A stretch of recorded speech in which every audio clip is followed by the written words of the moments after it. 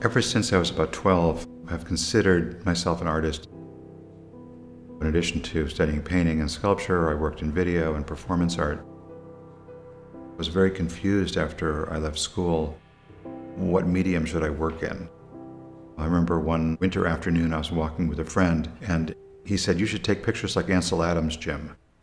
And it was the strangest thought that I could actually go and get a camera and start taking photographs. I converted. I built my own darkroom and bought a camera and just dove right into photography.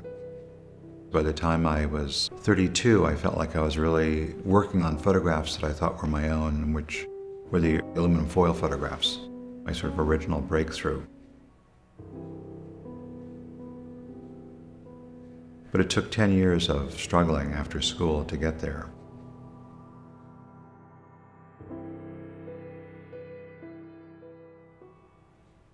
When I moved to New York, I was uncomfortable taking my camera outside, working in the street, so I began to think about making studio photographs and abstract photographs. I'm less interested in documenting the world. I'm more interested in describing a kind of imaginative world.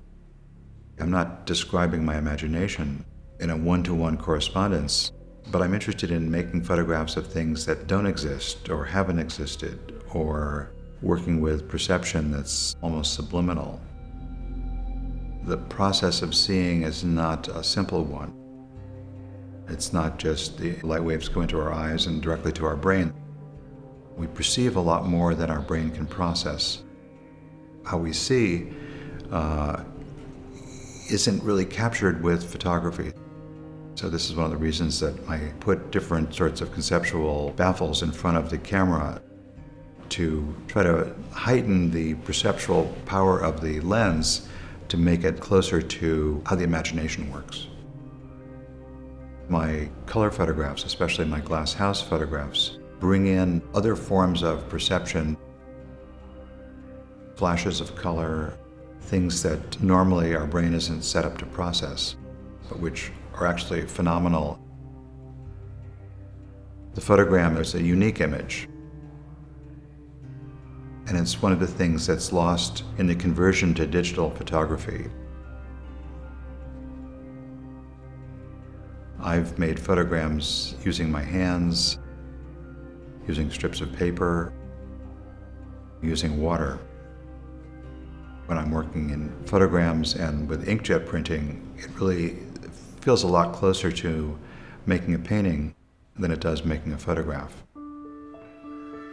My recent photograms and abstract photographs are a continuation of this process that I started when I was very young, working in watercolor. When I was in high school, I painted in this large field behind where my parents lived.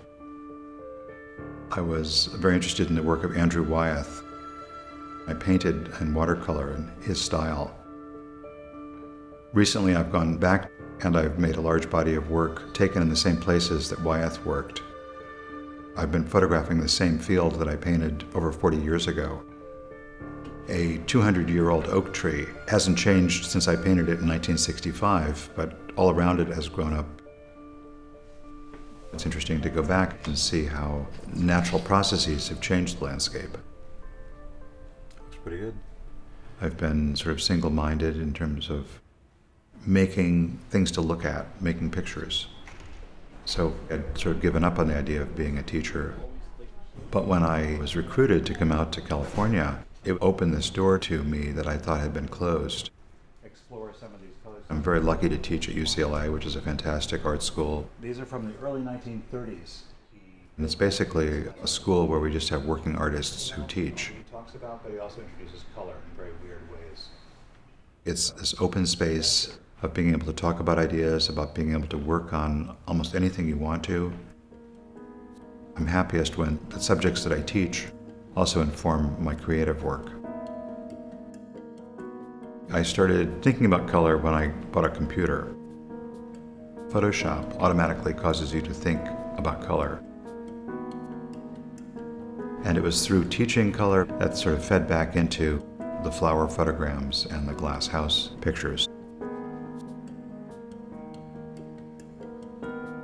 The glass house photographs are the works of mine that combines a lot of my most recent experiments with inkjet printing with this longstanding interest in architecture and color. The viewer's experience is hopefully one that's looking in a challenging way at perception beyond what you'd call normal. It's not just about making images, it's about exploring different relationships between the medium and the world.